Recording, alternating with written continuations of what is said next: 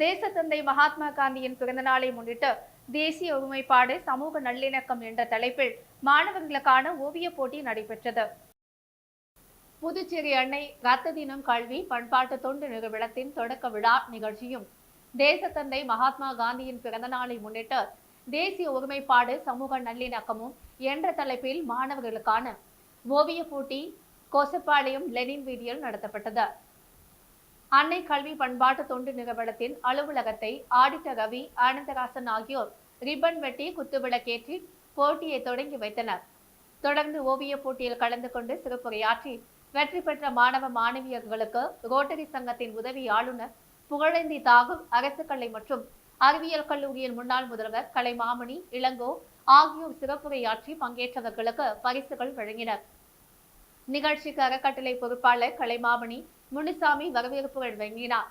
அன்னை கல்வி நிறுவனத்தின் தலைவர் சேவரத்னா கவிதா தலைமை தங்கினார். அறக்கட்டளையின் நிர்வாகி ரத்தின இயனவன் முன்னிலை வகித்தார்.